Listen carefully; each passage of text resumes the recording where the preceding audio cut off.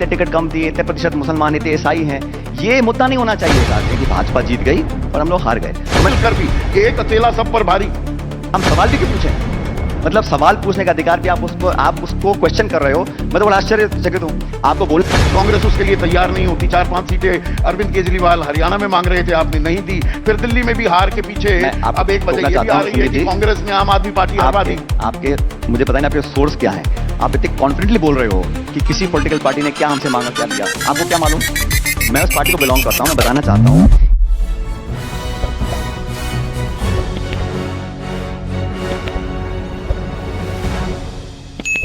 देते थे 300 पार, 400 पार, 500 पार, वो 240 पे अटक गए। थोड़ा सा अंतर रह गया। इंडिया ब्लॉक के जो सांसद की संख्या बल है लोकसभा में, वो बहुत ज्यादा कम नहीं है। उम्मीद के सारे ही दुनिया कायम रहेगी। उम्मीद कहां? आंकड़े बता रहा हूं आपको। संतोष करते रहेंगे कि अच्छा इस बार 240 पे ले आए। संदीप जी, कोई भी दल, कोई भी नेता चुनाव लड़ता है जीतने के लिए। हारना जीता जनता के हाथ में, लेकिन जीतने के बाद हम विनम्र रहें और हारने के बाद मजबूती से काम करें। ये लोकतंत्र की सीख है। भाई 240 पर आप लेकर आए सचिन, इसमें कोई दो राय नहीं। 370 पार बीजेपी करेगी, 400 पार एनडीए करेगा, ये सब दावे किए गए। 240 पर रहेंगे, लेकिन पूरा इंडिया गठबंधन, पूरा विपक्षी गठबंधन 234 लेकर आया। आपकी 100 का आंकड़ा ट्रिपल डिजिट्स में नहीं आ पाए। असल हकीकत तो ये भी है, आप 240 की बात को ही कहते रहते हैं। आप सब मिलकर भी एक अकेला सब पर भारी, वो होता दिखा। आप आंकड़े उल्टा देख रहे हैं। अच्छा, मैं देखता हूं भारतीय जनता पार्टी के आंकड़े जहां थे वहां से 25-30% कम हो गए, हमारे आंकड़े दुगने हो गए। तो मैंने कहा ना, हार जीत को हम स्वीकार कर रहे हैं। और कोई बहुत ही नासमझ होगा जो हार की वास्तविकता को ना समझे। लेकिन हारने का ये मतलब नहीं संदीप जी कि आप किसी सत्ताधारी दल को ब्लैंक चेक दे दें मनमानी करने का। और हमने जो मुद्दा चुनाव में लड़ा था, ये कहकर लड़ा था कि इस देश में जो संस्थाएं हैं, मैं आपको उदाहरण देता हूं, सिर्फ वोट डालने का अधिकार लोकतंत्र नहीं है। वोट तो रूस में डलते हैं, वोट तो ईरान में डलते हैं, वोट तो वोट डालने के साथ साथ लोकतांत्रिक संस्थाएं जो हैं, संवैधानिक संस्थाएं हैं, उनकी जड़ें मजबूत हों, उनकी निष्पक्षता, उनकी पारदर्शिता स्थापित हो, विदाउट डाउट हो। और पूरे हमारे दक्षिण एशिया में जितने मुल्क हैं, सिर्फ भारत वो देश है जहां लोकतंत्र की मिसाल लोग देते हैं। ऐसा क्यों है? लोकतंत्र पाकिस्तान लोकतंत्र कायम है ना। आपने रूस या ईरान तो नहीं, मैंने आपको ये कहा, मैंने कहा लोकतंत्र क्यों कायम है? सिर्फ वोट डालने से नहीं है। संस्थाओं को सुरक्षित रखना, उनकी नींवों को मजबूत करना। लेकिन अगर उनकी इंडिपेंडेंस को, उनकी वर्किंग को अगर कहीं उस पर आशंका आती है या कहीं उस पर आंच आती है या उनकी नींवों को हम नीतिगत तरीके से कमजोर करने की कोशिश करते हैं, उसको मैं चेतावनी मानता हूं। और इस मुद्दे को हम जनता के बीच में रखा और लोगों ने इसको समझा। तभी लोगों ने जो मैंडेट भी किसी दल को दिया, तो ऐसा नहीं दिया कि मनमानी लोग कर सकें। पर आप संस्थाओं पर लगातार जब सवाल उठाते हैं, अभी चंद्रचूड़ साहब चीफ जस्टिस ऑफ इंडिया थे, उनके बारे में सवाल पूछे गए। चुनाव आयोग पर तो लगातार आप सवाल पूछ रहे हैं। नियुक्ति पर डिसेंट नोट अपना बताते घूमते हैं। हमारे देश में क्योंकि आप सवाल आपको टोक रहा हूं। अच्छा, निर्वाचन आयोग का जो मुखिया है, उसके चयन के लिए 3 लोग थे, नेता प्रतिपक्ष, प्रधानमंत्री और चीफ जस्टिस ऑफ इंडिया। ये 3 थे। ऐसी क्या आफत आ गई थी, ऐसी क्या मजबूरी थी कि उसकी चयन प्रक्रिया में चीफ जस्टिस को हटा के एक मंत्री को डाल दीजिए? क्योंकि 3 के मामले में 2 का बहुमत होता है। मेरा सवाल यह है कि जब कोर्ट ने कहा कि महाराष्ट्र चुनाव के बाद जो वोटर लिस्ट के आंकड़े हैं वो कृपया करके सब दलों को दे दीजिए, तब कानून में परिवर्तन कर ये रोका गया। सवाल उठते हैं ना। आप मुझे बताइए कि चीफ जस्टिस को हटा के मंत्री को वहां क्यों बनाया, जो चयन प्रक्रिया में 3 में से हटा? इसका पलटकर मैं आपसे पूछूं, MS गिल चीफ जस्टिस थे, उसके बाद राज्यसभा में भेज देती है कांग्रेस। नवीन चावला बन जाते हैं मुख्य चुनाव आयुक्त। और 1975 से 77 के बीच इमरजेंसी में उनकी भूमिका क्या थी, वो सब लोग जानते हैं या नहीं जानते, तो वो थोड़ा सा गूगल सर्च करेंगे। आप व्यक्ति की बात करनी मुख्य चुनाव आयुक्त बनाते हैं। ऐसी गलत बात है, आप व्यक्तियों पर आ रहे हैं। मैं तो प्रक्रिया की बात कर रहा हूं ना। तो प्रक्रिया में बदला क्यों? व्यक्तिवाद हावी हो गया, परिवारवाद हावी हो गया। अरे मुझे बताइए ना, आपने चीफ जस्टिस की भूमिका को क्यों हटाया? क्या कारण था? आप व्यक्ति की बात मत करिए, क्योंकि व्यक्ति मैं भी फिर बहुत नाम लेना चाहता हूं, लेकिन मैं एक जिम्मेदार पद पर मैं नाम नहीं लेना चाहता हूं, क्योंकि ये संवैधानिक पद होते हैं। और जो व्यक्ति कभी गवर्नर बनता है, चीफ जस्टिस बनता है या इलेक्शन कमिश्नर बनता है, वो एक संवैधानिक पद है, उनका सम्मान करना चाहिए। मैं तो सीधे सरल सवाल पूछा था, आप 75 पे पहुंच गए कि वो प्रक्रिया में 3 में से चीफ जस्टिस को हटा के मंत्री को क्यों डाला? कोई जवाब किसी के पास नहीं। हर बात पर आप जो सवाल करते हैं कि भाई संसद काम नहीं कर रही है, standing committee of the parliament, उसकी बात को भी नजरअंदाज किया जा रहा है। मैं वक्फ संशोधन विधेयक की बात कर रहा हूं। अदालतों में दिक्कत, चुनाव आयोग में दिक्कत, पूरे देश में दिक्कत, हर संस्था में दिक्कत। तो एक काम करते हैं संदीप जी, एक काम करते हैं, आपका जो सुझाव आ रहा है, आप ये चाहते हैं कि हम सब लोग कंबल ओढ़ के सो जाते हैं, हम लोग अपनी बात रखें ही ना, आप मनमानी करते रहो, आप हटाओ, आप नोटबंदी करो, आप सरकारें तोड़ो, आप एक दिन में 150 सांसदों को निलंबित कर दो, आप चर्चा मत करो, आप RTI के जवाब मत दो, आप निर्वाचन आयोग की प्रक्रिया को बदल दीजिए, आप मना जो करिए, आप जवाब मत दीजिए। और आपका यह कहना है कि हम सवाल भी क्यों पूछें, मतलब सवाल पूछने का अधिकार भी आप उसको क्वेश्चन कर रहे हो। मैं तो बड़ा आश्चर्यचकित हूं। आपको बोलना चाहिए कि ठीक सचिन जी, आप विपक्ष में हैं और मजबूती से सवाल पूछिए और कड़े सवाल पूछिए। बिल्कुल पूछना और जवाब चाहिए। देना। और सुनिए, एक्सपोज, अपोज और डिपोज करना काम होता है मेरा निवेदन आपसे है, थोड़ा बहुत आप भी पूछिए। हम तो पूछते आप भी हैं, पूछो बिना दबा के, लार और लपेट, हम आपको पूरा सपोर्ट करेंगे। नाकाऊ से दोस्ती, ये कहना, नाकाऊ से बैर। संदीप हम नहीं डरते हैं जी, ये किसी से। कहना कि विपक्ष हर चीज में टोका टाकी करते हो, आप बात मानते नहीं हो। हमारा काम विरोध करना है, लेकिन एक कंस्ट्रक्टिव क्रिटिसिज्म, सकारात्मक विरोध करना चाहिए, मुद्दों पर विरोध करना चाहिए। झगड़ा व्यक्तिगत किसी से नहीं है, कोई व्यक्ति हो। मैं राजनीति में 25 साल से हूं, मेरा व्यक्तिगत द्वेष किसी से नहीं है, लेकिन policy, program, implementation, governance, accountability, transparency, ये तो मैं पूछ सकता हूं। और ना पूछूंगा तो फिर क्या फायदा राजनीति करने का। तो पूछना तो चाहिए। एक्सपोज, अपोज और डिपोज करना विपक्ष की भूमिका होती है, उसकी जिम्मेदारी होती है। पर ये आइडिया ऑफ इंडिया में अब इंडिया गठबंधन पर भी आ जाते हैं। आप कह रहे हैं हम करते हैं जी, ये इंडिया का विचार क्या है? ये आपस में जूतम पैजार ज्यादा होती है। आप एक सुर में तो संसद में खुद इंडिया गठबंधन नहीं बोल पाता, इस बात को मानेंगे आप? अच्छा, इंडिया गठबंधन का जो निर्माण हुआ वो क्यों हुआ? किसी को नींद में एकदम सपना नहीं आया कि हम सब इकट्ठे हो जाते हैं। देश में जो हालात बन गए थे 2019 से पहले, 2023 से पहले, सब लोगों को लगा कि एक संयुक्त विपक्ष होना चाहिए। और सुनिए, बड़ा मुश्किल है, अलग अलग राज्यों के अलग अलग जो सरतप हैं वो सब बैठे नेशनल पार्टी के साथ, और एक एजेंडा लेकर हम लोग इकट्ठा हुए, उसको लेकर जनता के बीच में लेकर गए। और माफ कीजिए, लोगों ने उस गठबंधन को काफी वोट डाला है। ऐसा नहीं है हम कमजोर पड़ गए थे। अपने अपने क्षेत्र में, अपने अपने राज्यों में अपनी पॉलिटिकल स्पेस देना बड़ा मुश्किल होता है, उसमें हमारी कभी कभी अनबन भी होती है, मैं एक्सेप्ट करता हूं।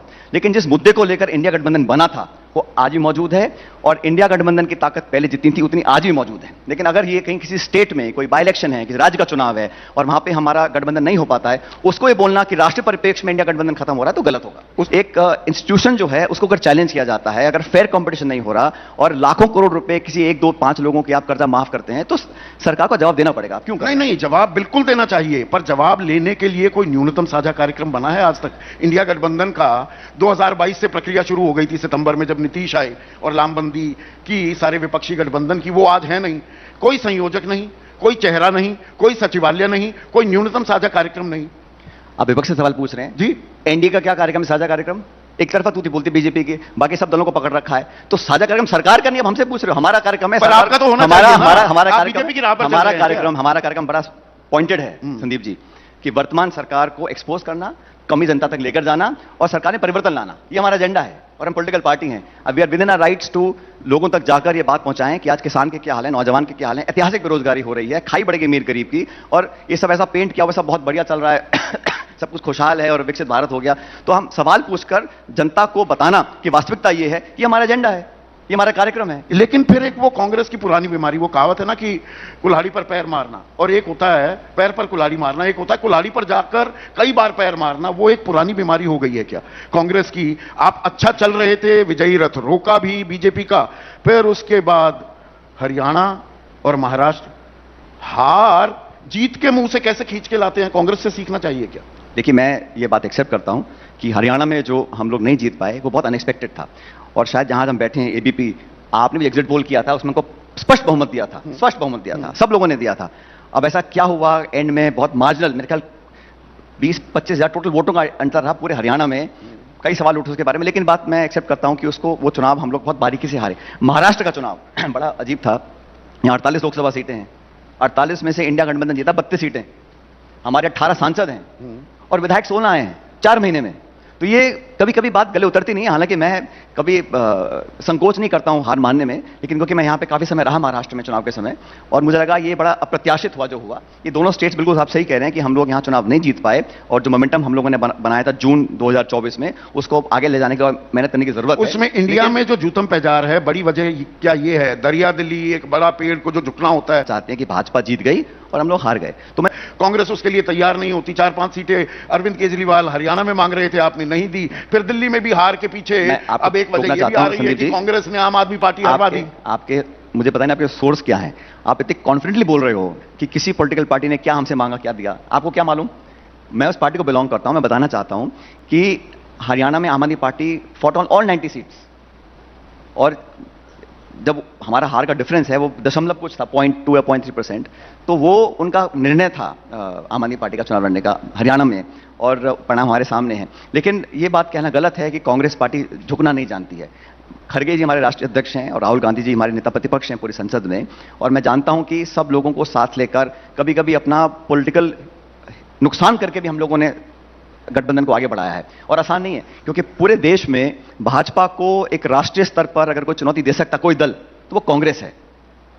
वो पूरे देश भर में हर जिले हर राज्य में कांग्रेस पार्टी का संगठन मौजूद है, और जो बाकी स्टेट लीडरशिप्स हैं अलग अलग दलों की, उनका एक अलग महत्व है राजनीति में। लेकिन फिर भी कांग्रेस पार्टी ने सब कुछ होने के बावजूद भी बहुत स्पेस दिया बाकी दलों को साथ आने के लिए। तो मध्य प्रदेश तो जीतना चाहता है, वहां भी जीती हुई बाजी कैसे हारी जाती है वो कांग्रेस से सीखने की जरूरत। और उसमें समाजवादी पार्टी के साथ दिक्कत कौन है? अखिलेश वखिलेश। अब आप कहेंगे कहां से जानकारी लेकर आते हैं? रात के 1 बजे तक 2 नेता बिठाए रखे कमलनाथ ने, और उसके बाद कह दिया कौन अखिलेश वखिलेश। आपको सिर्फ मध्य प्रदेश की हार दिख रही है, आपको सिर्फ महाराष्ट्र की हार दिख रही है, आपको नहीं दिख रहा कि उत्तर प्रदेश में जहां 80 सीटें हैं वहां 38 पे समाजवादी पार्टी 6 हम जीते हैं, जहां बोलबाला है योगी जी का, मोदी जी का, उसमें आपका भी योगदान था। अब आप उसे डिनाई करेंगे, पर गठबंधन कब जाकर हुआ? आखिरी मोमेंट पर हुआ। अरे भाई, मतलब आप आम खाने पेट गिरना है आपको? ये बताइए, वहां हम लोग 6 हमारे जीते हैं, 37 सपा के जीते हैं, भाजपा वहां राजस्थान में हम लोग 11 सीट जीत कर आए 25 में से, वो नहीं दिख रहा है आपको। तो आपको सिर्फ हार ही दिख रही है, तो आपको थोड़ा चश्मा बदलना पड़ेगा। जहां जहां हमें सफलताएं मिली हैं उसको भी आप थोड़ा अप्रिशिएट करिए। सफलताएं तो मिल रही हैं, पर वो सफलता क्या इतनी है? देखिए, एक थ्रेशोल्ड लेवल होता है, थ्रेशोल्ड लेवल तो पार करना पड़ेगा ना। देखिए, मैं फिर बार बार ये बताना, मैंने शुरू में कहा था आपको कि चुनाव हो गए, पीपल हैव स्पोकन, जो जनता का मैंडेट है उसको हमने एक्सेप्ट किया है। लेकिन जिंदा कौमें 5 साल इंतजार नहीं किया करती हैं। अगर हम चुनाव नहीं जीत पाए तो घर बैठ जाएंगे क्या? संघर्ष करेंगे, सड़कों पे आएंगे, जनता के बीच में जाएंगे, हर चुनाव को लड़ेंगे। अब दूसरा उदाहरण जी सुन लीजिए, सरपंच से लेकर पार्लियामेंट तक जो चुनाव होगा, जो पॉलिटिकल पार्टी चुनाव लड़ती है, पूरी नहीं दुगनी मजबूती से हम लोग चुनाव लड़ेंगे। और आप देखिएगा, हार जीत तो जनता कराती है, ऊपर वाला जो करे सो करे, लेकिन हम लोग, हमारा जो दायित्व है, जो कर्तव्य है, जो जिम्मेदारी है, उसको नहीं छोड़ने वाले हैं, चाहे कुछ हो जाए। जवाब तो लेके रहेंगे, जवाब तय करके रहेंगे। और आप से सोच रहे हैं कि कोई चुनाव जीत जाता है तो फिर उसको कोई ना तो सवाल पूछ सकता, ना उसको कोई उंगली उठा सकता, ना सवाल पूछेंगे आप। तो हम पूछते हैं तो आप बोलते हो, आप रोते रहते हो, आप पूछते रहते हो, क्यों पूछते हो? नहीं, पर अपने सहयोगियों से भी तो सवाल करने लगते हो ना। आप उनकी चिंता छोड़ दीजिए। फर्जीवाल हो जाता है, फ्रॉड किंग हो जाता है, बेईमान हो जाता है। 5 महीने पहले साथ में आप, मैं आपको याद दिलाऊं गाना गा रहे थे। मोदी जी ने क्या भाषण दी बिहार में जाके नीतीश कुमार के बारे में? क्या क्या कहा नीतीश कुमार जी के बारे में? अमित शाह जी ने क्या कहा नीतीश कुमार के बारे में? दरवाजे बंद हो गए, हम कोई समझौता नहीं करेंगे नीतीश कुमार से। दर्जन बार कहा ना, फिर पलटी मार गए दोनों। मैं नीतीश कुमार जी को नहीं, तो चलो बार बार वो तो करते रहते हैं। भाजपा को क्या हुआ भाई? सबसे बड़ी, दुनिया की सबसे बड़ी पार्टी है वो। नीतीश कुमार मुझे खत्म तो करने के लिए तो आप हमको बोल रहे हैं कि अरविंद केजरीवाल के बारे में चुनाव में ये कहा। ठीक है, चुनाव प्रचार था, सरकार उनकी, हमें विरोध करना है भाई उनका। पंजाब में हमारी सरकार थी, उन्होंने विरोध किया। तो राजनीति में विरोध होता है, सैद्धांतिक हम लोगों ने किया, जो मुझे लगा मुद्दे चर्चा करने वाले थे। फिर आपने महाराष्ट्र में जिन अजीत पवार जी के खिलाफ आपने सब कुछ किया, फिर जब वो आपके पास आया आपने गंगाजल छिड़क दिया, वो बिल्कुल ठीक हो गए। तो ये जो काम भाजपा करती है ये नहीं दिखता आपको। हमारे कहीं 10 में से अगर एक मुद्दे पर हमारी सहमति नहीं होती पवार साहब की, ममता जी हमारी, वो आपको बहुत अड़चन पैदा करता है, बहुत आपको दिल में दुख होता है, रात को नींद नहीं आती। लेकिन ये लोग जो करते हैं, पार्टियां, सरकारें, नेता आना जाना, को इंडिया से या एनडीए में आ गया, एनडीए वाला को अपने सरकार, मतलब वो जो करते हैं वो सब ठीक है, क्योंकि वो सत्ता पक्ष में। वो कौन कह रहा है कि ठीक है? तो वो थोड़ा जिक्र कर भी दो ना, इजहार करोगे पता पड़ेगा हमारे को कि इजहार भी करते रहेंगे, और वो करते हैं हम लगातार। पर आपने एक अच्छा उदाहरण दे दिया, अजित पवार का भी आपने जिक्र कर दिया और नीतीश कुमार का भी। मुझे एक चीज बताइए, ये आइडिया ऑफ इंडिया जो कांग्रेस का है, आप लोगों का है, जनरेशन नेक्स्ट को लेकर भी, जो राहुल गांधी के सबसे नजदीकी, आप you are the young generation, gen next of the Congress, वो ज्योतिरादित्य सिंधिया हो, जितिन प्रसाद हो, आरपीएन सिंह हो, मिलन देवड़ा हो, आप अकेले रह गए। मैं वेट कर रहा था, आप सब छोड़कर चले गए। वेट कर रहा था कि ये सवाल आपने 20 मिनट बाद की पूछा। मैं तो सोच रहा पहले पूछोगे सवाल ये वाला, नंबर 1 सवाल होगा। देखिए, हर व्यक्ति का एक राजनीति करने का निर्णय होता है, किस दल में, किस विचारधारा में उनको जाना है, और उनके निर्णय सही है गलत हैं, इसका निर्णय जनता करती है। मैं इतना कहना चाहता हूं, और जिसको जहां कंफर्टेबल है वहां रहता है। अपनी कोर टीम को आइडिया ऑफ इंडिया नहीं समझा पा रहे, या कोई ना समझा होगा, समझाने वाले में तो क्या कमी होगी? कोई ना समझना चाहे अलग बात है, लेकिन जो जहां रहे अपना काम करे। राजनीति में सबको बराबर की छूट है अपना चयन करने का, किस दल में, किस राज्य में क्या काम करना है। एंड में पब्लिक डिसाइड करती है कि वो निर्णय सही था गलत था। और जिस विचारधारा से मैं बंधा हुआ हूं, जहां मैंने काम किया, मैं वहां पर अड़िग हूं, वहां पर रहकर काम कर रहा हूं और करता रहूंगा। अब उसमें सफलता मिलती है, असफलता मिलती है, ये ऊपर वाले के हाथ में है, मेरे हाथ में नहीं है। लेकिन मैं बार बार कहता हूं कि अंत में जो व्यक्ति, जो नेता देश के लोगों के दिल दिमाग पर कब्जा करके उन पर राज कर सकता है, उससे बड़ी कुर्सी कोई नहीं है। लोगों के जहन में आप अपना एक सम्मान अगर प्राप्त कर सकते हो, एक इज्जत अपनी पैदा कर सकते हो, एक अप्रिसिएशन पैदा कर सकते हो, वो 100 पदों से ज्यादा बड़ी है। और राजनीति में आप कितने लोग आज पदों पर हैं, कोई मंत्री है, कोई मुख्यमंत्री है, कोई नेता है, लेकिन कितनों को लोग मन से चाहते हैं, मन से अप्रिशिएट करते हैं। तो वो एक कमाई है राजनीतिक कार्यकर्ता की, उसके ऊपर क्या है? आपने जो शुरुआती सवाल का जवाब दिया था, आइडिया ऑफ इंडिया क्या है कांग्रेस का खास, आपने यूनिटी इन डाइवर्सिटी, विविधता में एकता, अनेकता में एकता, गंगा जमनी तहजीब, इन सब बातों का जिक्र किया। आजकल एक और नैरेटिव भी गढ़ा जा रहा है। अब तो बात यहां तक आ गई कि उर्दू भी, ये जबान, ये तो मुगलों की है, कठमुल्ले शब्द की सब कठमुल्ले बनाए जा रहे हैं, इस तरह के शब्दों का इस्तेमाल भी किया जा रहा है। एक बाकायदा पूरे समाज को, एक समुदाय को, लगभग 20 करोड़ लोग, मुसलमानों को राजनीतिक रूप पर अछूत और अनाथ भी बनाया जा रहा है। पर क्या कांग्रेस पार्टी, मुख्य विपक्षी दल, खुलकर अब बोल भी नहीं पा रहा है, क्योंकि दौर मुस्लिम तुष्टीकरण का नहीं, अब हिंदू तुष्टीकरण का आ गया। आप भी चुनावी हिंदू बन चुके हैं। बहुत दुर्भाग्यपूर्ण है किसी भी समाज को, चाहे वो हिंदू मुसलमान हो, चंद लोगों के स्टेटमेंट से उस पूरे समाज को पेंट कर देना, वो चाहे ईसाई हो, चाहे मुसलमान हो, चाहे हिंदू हो। और जिन वाक्यों का आपने प्रयोग किया वो बड़े दुर्भाग्यपूर्ण है। और कोई छोटा मोटा कार्यकर्ता बोल दे तो मैं समझ सकता हूं, लेकिन बड़े जिम्मेदार पदों में बैठे लोग अगर इस प्रकार की बात करते हैं, कटोगे बटोगे, और आपने जो कहा जिस शब्द का प्रयोग किया, वो राजनीति में धर्म और अपनी आस्था के नाम पर वोट बटोरना मैं सही नहीं। हो सकता है कुछ हद तक वो कामयाब हो जाएं, लेकिन अधिकांश भारत के लोग आपस में टकराव और कड़वापन नहीं चाहते, आपस में एक दूसरे को नीचा दिखाना नहीं चाहते, मजहब के नाम पर लोग एक दूसरे को डिस्क्रिमिनेट करें, ऐसा देश की जनता नहीं चाहती। कुछ एलिमेंट होंगे जो चाहते होंगे, उनको कुछ फायदा मिलता होगा, लेकिन अधिकांश लोग, इस देश का इतिहास इस बात का गवाह है कि सब मिलकर रहना चाहते हैं। और अगर कोई नेता, कोई सरकार या कोई दल उस खाई को बड़ा करना चाहता है, घाव को और हरा करना चाहता है, तो देश का कल्याण नहीं कर रहे हैं। हो सकता है आप एक बार का चुनाव जीत जाओ, 2 बार आप जज्बात में लोगों का वोट बटोर लो, लेकिन इस देश में जहां अर्थव्यवस्था बेहतर चले, निवेश हो, रोजगार उत्पन्न हो, लोग अमन चैन से रह सकें, आप बहुत आमदनी कर रहे हैं, लेकिन आपके आसपास आग लगी हुई है, कौन आके आपसे मिलेगा, कौन निवेश करेगा, कौन आपको दाद देगा, कौन आपकी बड़ाई करेगा? तो ये जो हमारे देश की वास्तविकता है, और ये खूबी मैंने शुरू में कहा आपको, आपने कहा आइडिया ऑफ इंडिया क्या होना चाहिए, मैं बोल सकता था इतने $1 ट्रिलियन होनी चाहिए, इतने यूनिकॉर्न होने चाहिए, इतना हम लोगों को चांद पे जाना चाहिए, अच्छी बात है।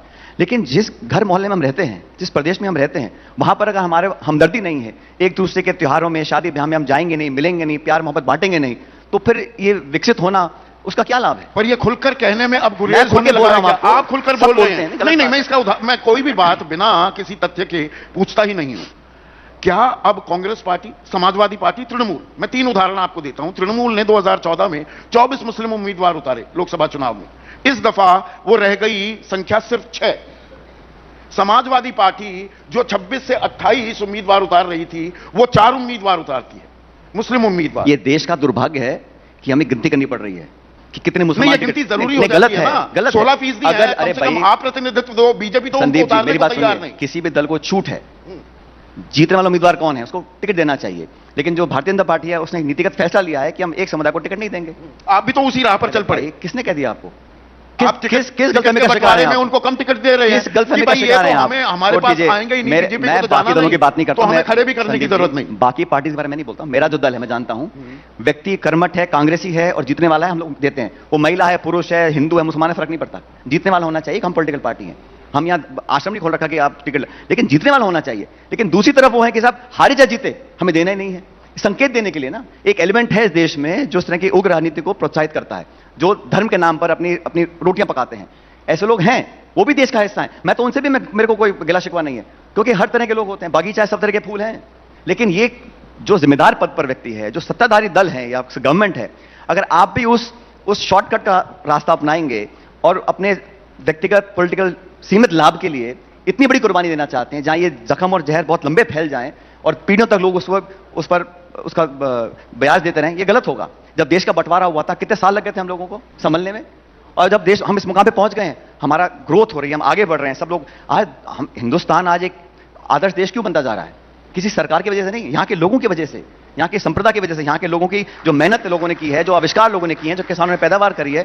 यहाँ भूखे नंगे लोग थे 47 में, देश के लोगों ने मेहनत करके देश को बनाया है। आज देश का कोई मंत्री प्रधानमंत्री बाहर जाता है, हिंदुस्तान के प्रधानमंत्री, इसलिए इज्जत मिलती है उनको, कोई दल और पार्टी देखे शक्ल देख के नहीं मिलती है। तो ये कहना कि देश विकसित हो रहा है लेकिन इतने को टिकट आपने नहीं दिया, इतने को टिकट उन्होंने दे दिया, ये सोच बदलनी नहीं, मैंने जो सवाल पूछा था आपसे, एक आप पर लगातार आरोप लगता है मुस्लिम तुष्टीकरण की एक पूरा दौर चला, अब ये हिंदू तुष्टीकरण का आ गया है। क्या गाहे बगाहे आपको भी ये दिखाना है कि हम भी हिंदुओं के साथ हैं तो मुसलमान की बात कम की जाए? अरविंद केजरीवाल तो बिल्कुल नहीं बोले, 5 सालों से उन्होंने आवाज बंद कर दी, पर तब भी सबसे ज्यादा मुसलमानों को उनको वोट देना पड़ा।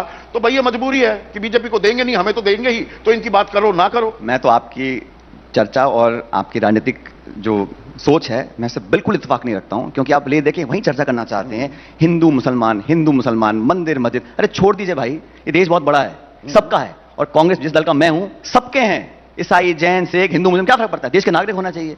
और हम लोग अपनी राजनीति करते हैं मुद्दों को लेकर, लेकिन आप लोग कहना चाहते हैं कि सपा ने इतने टिकट कम दिए, इतने प्रतिशत मुसलमान, इतने ईसाई हैं, ये मुद्दा नहीं होना चाहिए। आप बोलिए इस देश में बेरोजगारी क्यों है, इस देश में यहां सिलेंडर 1000 रुपए का क्यों बिक रहा है? आपको पूछना चाहिए कि यहां इस देश के नौजवान दर दर क्यों